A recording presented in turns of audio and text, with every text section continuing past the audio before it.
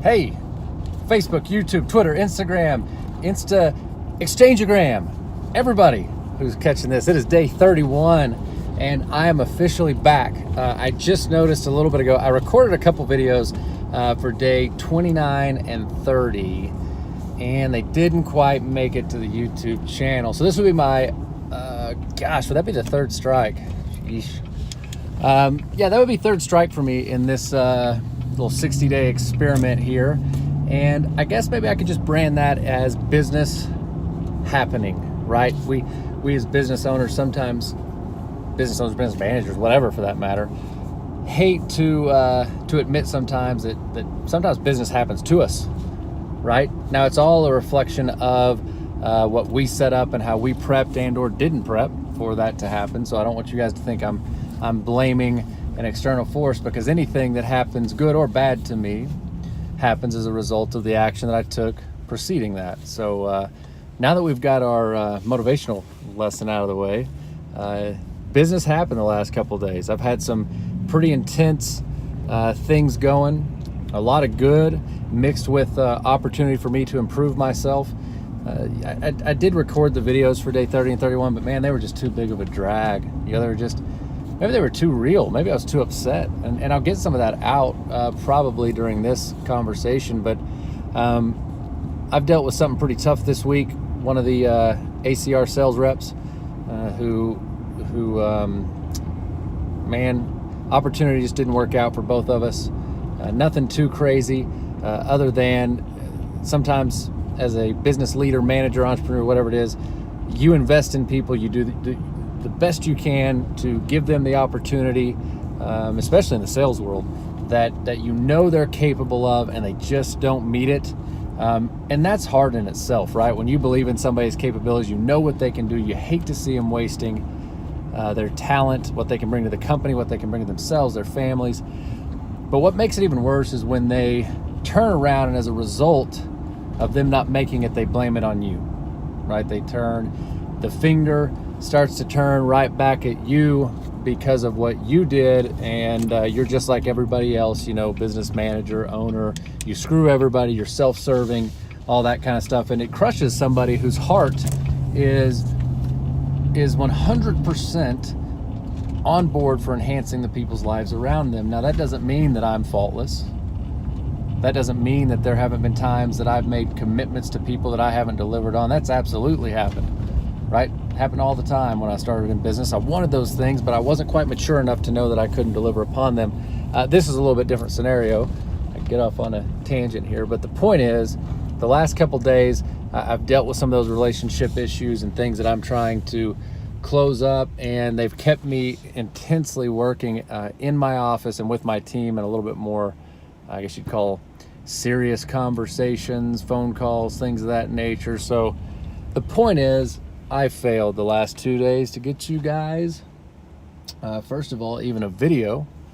Second of all, to bring you guys inside the operation and show you a little bit what's going on. So I'm headed back from lunch right now, and I'm hoping that I can catch some of the office staff in here and see what they're working on today. Bring you guys inside a little bit, because that's what we've talked about, right? That's what you want to see. If you are a service pro out there and you're catching my 60 days of business building, you're wanting to see a little bit of what all this stuff is that I talk about. And if you are a potential customer, you want to see these people that I talk so highly of and speak so highly of. If you are a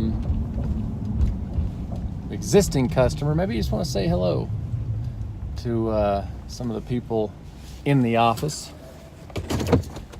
So I woke up at 2:45 this morning to tend to live.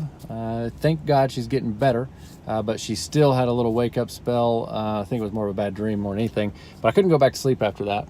Nothing bad, but couldn't go back to sleep. So I went ahead and got out of bed. I think my engine started on my automatic start at 3:23. I know that because I have incredible technology circled around me that I can start my vehicle and let it warm up. 3:23 a.m. was to the office by 3:34, writing down my goals, getting ready for the day. And man, I knocked a lot out of the park between 3:34 and I guess it would have been 6:30 when I had my first meeting with Ben. So you can see I'm a little bit a little bit strung out, but let's hop in the office here, see what's going on. I'm gonna turn this around here, catch people in their natural habitats. So we walk up through here, see if anybody's in here.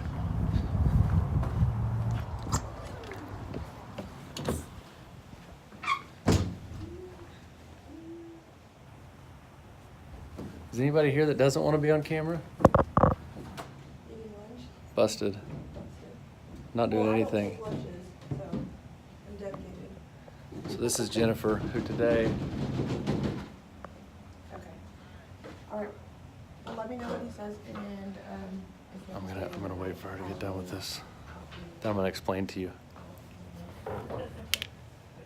Man, I picked a day to record a little video. We got everybody in here. Are you still on the phone? What?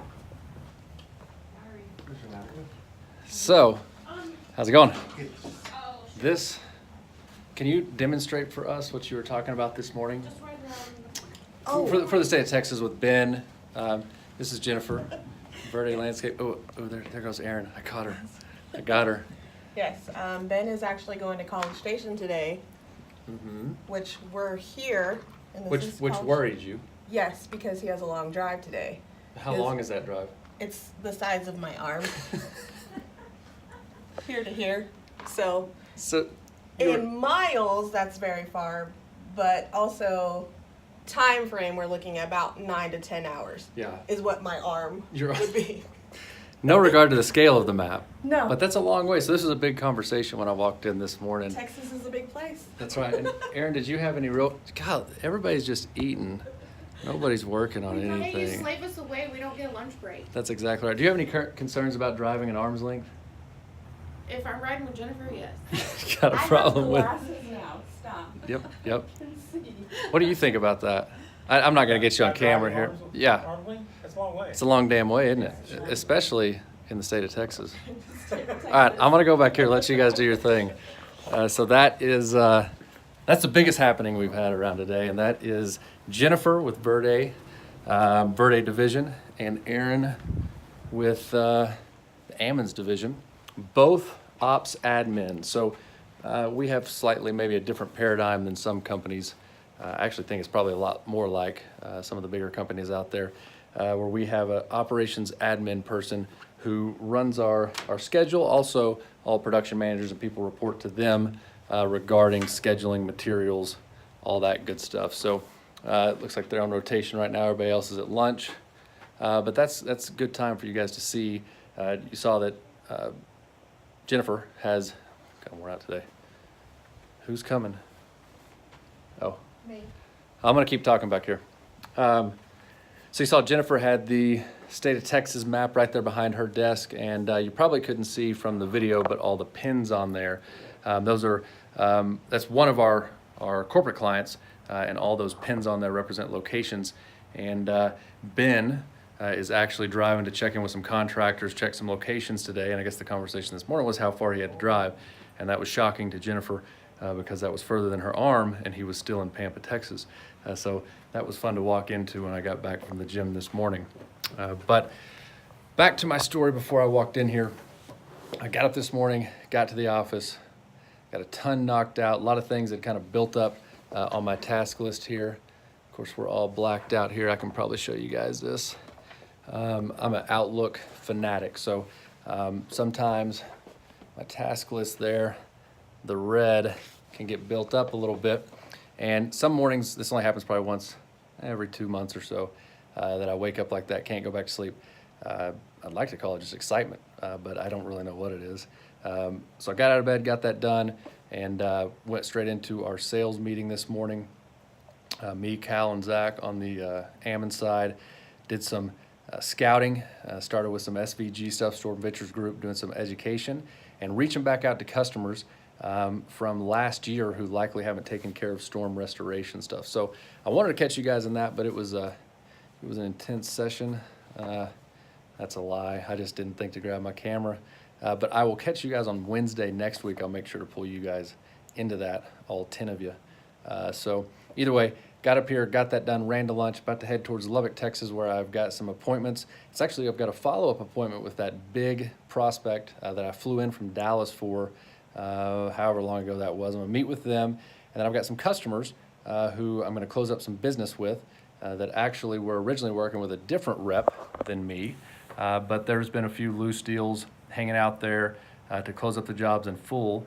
And that's the part of being a leader in any business. You've got to step out there, get things taken care of, because at the end of the day, all that matters is that your customers are happy and taken care of. And I said to somebody the other day, I think it was on the Propelio show, nobody's perfect.